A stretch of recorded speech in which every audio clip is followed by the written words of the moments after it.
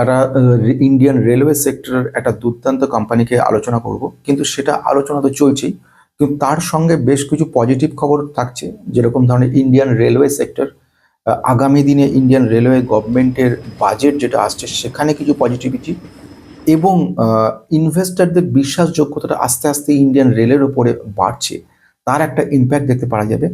আজকে এই পার্টিকুলার কোম্পানিটার মধ্যে বেশ কিছু সেগ্রিগেশন করেছি। যেরকম কোম্পানি ফান্ডামেন্টাল নিয়ে একটু অ্যানালিসিস করেছি। 14,000 কোটির মার্কেট ক্যাপের কোম্পানি এখনো কিন্তু ওভারভ্যালুড হয়নি। বিগত 6 দিন ধরে এর র্যালি একটা 30%-এর মতো জাম দিয়েছে 5 দিনের মধ্যে। এবং কোম্পানিটা শুধু এটা বলে না, ম্যানেজমেন্ট থেকে কিছু ভালো খবর শোনা যাচ্ছে। কিছু পরিমাণে কিনেছে এদের একটা স্লোভাকিয়া কোম্পানি, এর যা 18% মতো ছিল সেটা কিন্তু 19.4% বাড়িয়েছে এরা। এই একটা ব্যাপার রয়েছে। এরা অর্ডার বুক 14,000 কোটির কোম্পানির 6,000 কোটির মতো অর্ডার বুক পাইপলাইনে রয়েছে। শুধু ওয়াগন তৈরি করে না, এরা এরা tata motors, Mahindra and Mahindra এদের সঙ্গে যুক্ত রয়েছে। ওয়াগন বডি চ্যাসিস তৈরি করে। রেলওয়ে সেক্টরের অনেকগুলো ডিভিশনের মধ্যেও কাজ করছে কোম্পানিটা। তাহলে সবকিছু বলার আগে এই ভিডিওটা শুধুমাত্র কিন্তু এডুকেশনাল পারপাস, কোনো কেনা বেচার কোনো পরামর্শ দেওয়া হচ্ছে না। বিক্রি করার আগে অবশ্যই সেবি রেজিস্টার কোনো অ্যাডভাইজার। ইন্ডিয়ান রেলওয়ে সেক্টর একটা আনবিলিভেবল গ্রোথ নিয়ে আসা সেক্টর। এই সেক্টরের মধ্যে প্রচুরভাবে ইমপ্রুভমেন্ট হওয়া শুরু হয়ে গেছে। বলতে এমন পরিস্থিতি আসছে, তার জন্য 3টে কারণ মোটামুটি দেখা যাচ্ছে। প্রথম ব্যাপার, আজকে যদি আমরা দেখি মার্কেট কিন্তু পজিটিভ। গতকাল দেখেছি পজিটিভ। এটাকে অনেকে বলছে সান্টা র্যালি। সান্টা র্যালি কথার অর্থ কিছু না। এই সময়ের মধ্যে যারা এফআইআই, ফরেন ইনস্টিটিউশনাল ইনভেস্টর, তারা কি করে, তারা ছুটি কাটাতে মার্কেটে থাকে না, মানে মার্কেট থেকে মোটামুটি দূরে চলে যায়। তো এই সময়টা থেকে, অর্থাৎ মোটামুটি এই 20-21 থেকে শুরু করে 31শে ডিসেম্বর পর্যন্ত, 1 জানুয়ারি পর্যন্ত এরা এই সময়টা দিয়ে একটু ছুটিতে থাকে, রিল্যাক্স থাকে। এই সময় ওরা কেনাবেচা করে না।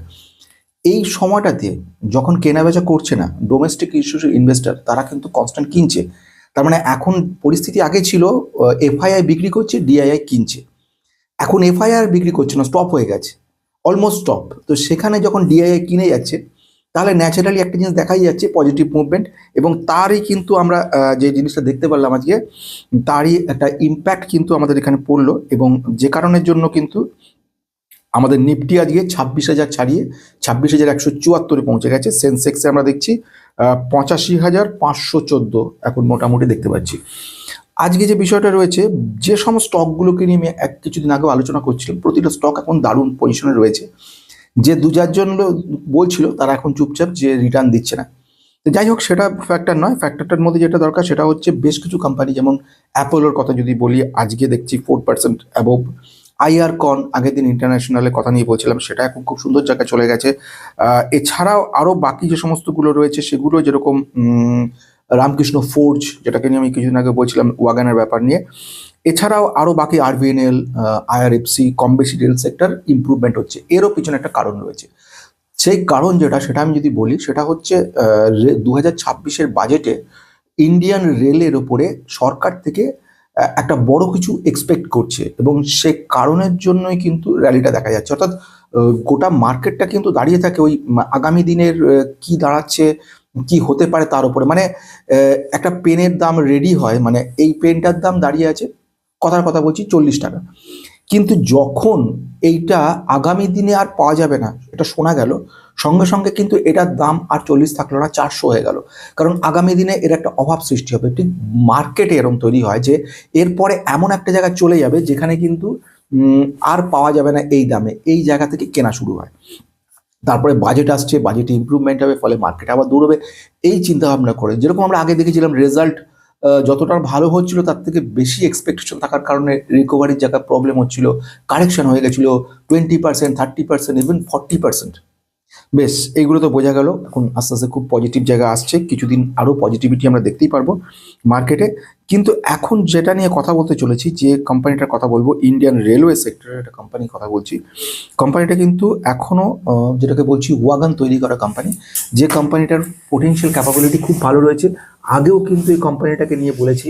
কোম্পানিটার ফান্ডামেন্টাল বলার আগে কোম্পানির নামটা জানা দরকার, Jupiter wagon limited. Jupiter wagon কিন্তু আজ বলে না, বিগত প্রায় 7-10 দিন ধরে শুধু ইমপ্রুভ হয়ে চলেছে। আপাতত কখনো 8%, কখনো 10%, কখনো 12%, এবং কয়েকজন যারা মেম্বার তারা একটা ভালো রয়েছেন, তারাও বলছে কথা যে স্যার আপনি বলার পরে এই কিছুদিনের মধ্যে প্রায় 30%, 40% জাম্প করেছে। এগুলো নিয়ে চিন্তা হওয়ার কোনো ব্যাপার না, বা এইগুলো নিয়ে ভাবার কিছু নেই যে 30%, 40%, এইটা নিয়ে ভাবার রয়েছে যে ইমপ্রুভমেন্ট ভবিষ্যতে আমাদেরকে কি দিতে পারে। শুধু এই চিন্তা ভাবনাটাই কিন্তু সবচেয়ে বড় কথা, যে 30-40% বড় কথা না, আবার কিছুটা কারেকশন হবে, তারপরে গিয়ে আমাদের কিন্তু একটা ভালো রিটার্ন দেবে।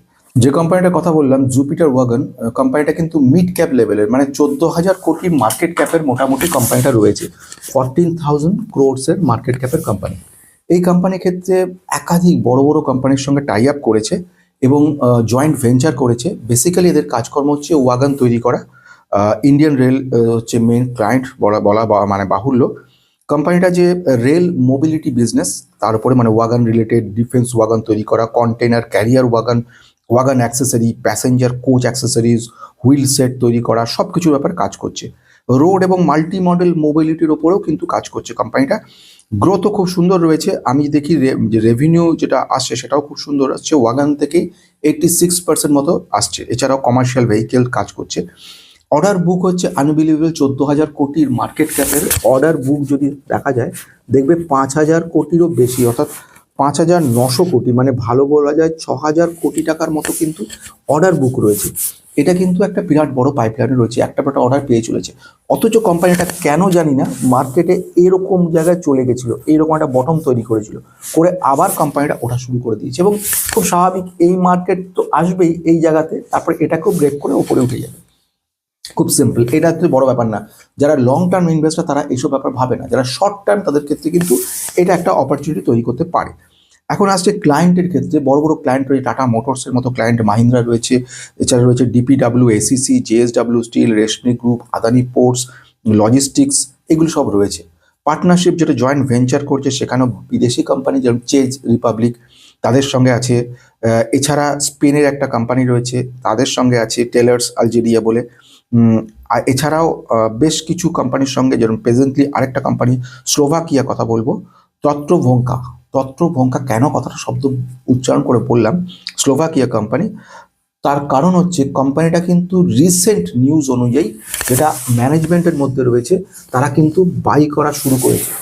এরা কিন্তু একটা প্রোমোটার তত্ত্ববঙ্ক, এবং রিসেন্ট কিছুদিনের মধ্যে এরা কিন্তু বেশ কিছু পরিমাণে বাই করেছে। এই যে বাইটা করেছে, কিনেছে, এর ফলে আলটিমেটলি বিশ্বাসযোগ্যতাটা বেড়েছে, ভ্যালুয়েশন ঠিকঠাক জায়গা, কাজ, অর্ডার বুক দারুণ, ম্যানেজমেন্ট কিনে চলেছে, এটাই একটা বড় জায়গা তৈরি করেছে, এবং এটার জন্যই পুরোটা ঘুরতে শুরু করে দিয়েছে পজিটিভ সাইডে। এবং যতজন ট্রেডার তারা দেখেছে এটা এমন একটা পজিশনে, এমন টার্গেটে চলে এসছে কোম্পানির প্রাইসটা, যে প্রাইসটা কিন্তু খুব পজিটিভ জায়গা।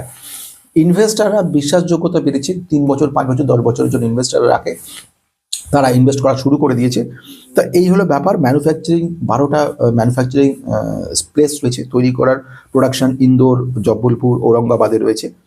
এদের নিউ ভেঞ্চার করেছে কিছু, যেরকম ইলেকট্রিক মোবিলিটি, 2 হুইলার 3 হুইলারে এর ওপরে কাজ করছে, জুপিটার ইলেকট্রিক মোবিলিটি বলে, তার উপরে তারা কিন্তু কাজ করছে। এক্সপ্যানশন কন্টিনিউ করে চলেছে। বেশ, কোম্পানির 14,000 কোটি মার্কেট ক্যাপে যে কোম্পানির পি রয়েছে কিন্তু বাড়তে বাড়তে এখন পি 50.4x চলে গেছে।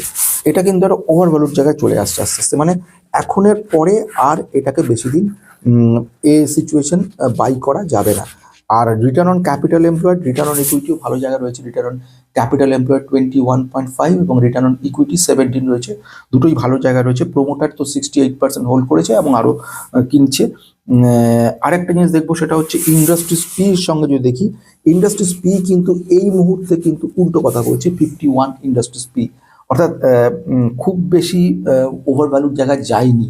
বোধহয় এটা আরেকটা কারণ যেটার জন্য ইনভেস্টারদের মধ্যে পজিটিভিটি। পিইজি কি রয়েছে, প্রাইস টু আর্নিং গ্রোথ, এ ব্যাপারটা বলার। প্রাইস টু আর্নিং গ্রোথ নিয়ে ডিটেলস আমি বলেছি বেস্ট ইনভেস্টর চ্যানেলে, ওখানে মেম্বারশিপ নিয়ে দেখতে পারেন, সেখানে আমি ডিটেলস বলেছি, এখানে বেশি জায়গা নেই। পিইজি 0.53 রয়েছে। ফ্রি ক্যাশ ফ্লো কিন্তু সামান্য কিছু পরিমাণে হলেও রয়েছে।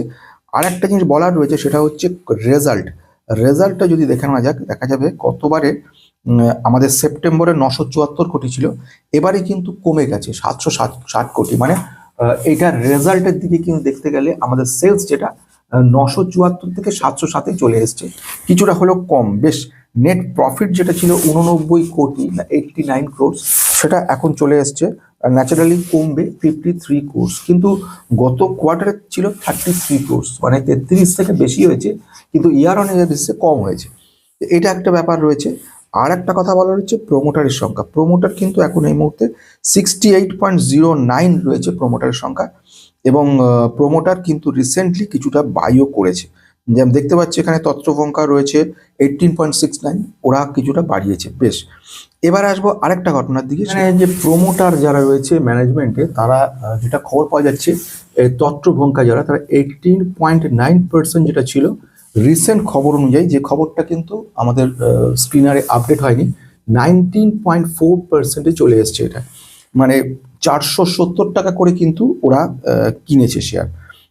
এই শেয়ারটা কি করেছে ওরা, কনভার্ট করেছে। কনভার্ট করা হয়েছে মানে ওয়ারেন্টি ইন্টু শেয়ারসে কনভার্সন, মানে আলটিমেটলি খুব সোজা বাংলায় বলি, ওদের স্টেকটা বাড়ানো হয়েছে, বাড়িয়ে নিয়েছে, মানে মোটমাট এটা একটা বিশ্বাসযোগ্যতা তৈরি করেছে, যার ফলে একটা পজিটিভ ব্যাপার আসছে। এবার এটা তো গেল পজিটিভ ব্যাপার, এবং বেশ কিছু আমরা ট্রেডিং ক্ষেত্রে দেখলাম ভোলাটিলিটি আরও একটু ইম্প্রুভমেন্ট দেখতে পেলাম, কিন্তু আলটিমেট প্রশ্ন আসছে এরপরে কি হবে, মানে এমন এর পরবর্তী স্টেপটা কি রয়েছে, মানে এখানে রিস্কের জায়গাটা কি রয়েছে। এটা প্রচণ্ড রিস্কি স্টক, এবং বহুদিন আমরা দেখেছিলাম কোম্পানিটা কিন্তু একটা ফ্ল্যাট মুভমেন্ট করে যাচ্ছিল। এই মুভমেন্টগুলো কিন্তু একটা সাময়িক মুভমেন্ট, অর্থাৎ টেম্পোরারি একটা ব্যাপার দেখা যাচ্ছে, প্রোমোটার বাই করছে বলে আমি বাই করছি, আবার যখন রিটার্ন ভালো দেবে না আবার সেল হয়ে যাবে। সুতরাং সেটার জন্য তাকাবো না যে কিছুদিনের মধ্যে আমাকে বিরাট একটা রিটার্ন দিয়েছে বলে। আমি এটা দেখতে চাইছি যে কোম্পানিটা লং রানে কেমন করে, কোম্পানি ইনভেস্টমেন্ট করছে সেটা ফ্যাক্টর না, তার থেকে বড় ফ্যাক্টর হচ্ছে কোম্পানিটা ভবিষ্যতে আমাদেরকে কী দিতে পারে। আজকে এই এক্সপেকটেশনই শেষ করতে চলেছি যে আগামী দিনে রেলওয়ে সেক্টর আমাদেরকে একটা পজিটিভিটি দেখাবেই। শুধু আমরা তাকিয়ে রয়েছি কেন এর দিকে, জুপিটার ওয়াগনের দিকে, এছাড়া তো রামকৃষ্ণ ফোর্জও রয়েছে, কাজ করছে। টিটাগড় রেল সবচেয়ে শ্রেষ্ঠ ওয়াগনের কোম্পানি, সে কিন্তু অন্ধকারে পড়ে রয়েছে। অর্থাৎ যদি একটা সুযোগ থাকে, টিটাগড় রেলও কিন্তু কম যায় না, সেও কিন্তু যথেষ্ট ভালো জায়গায় রয়েছে। টিটাগড় ওয়াগন অবশ্যই একটা ভ্যালুয়েশনের দিকে ভালো জায়গা ছিল টিটাগড়ের থেকে, কিন্তু দুটো কোম্পানি ভবিষ্যতে যত ইম্প্রুভমেন্ট হবে, রেলওয়ে সেক্টরের ইম্প্রুভমেন্ট হবে, তত আমরা কিন্তু কোম্পানিগুলো থেকে খুব ভালো পরিমাণে রিটার্ন পেতে পারবো। আজকের মতো।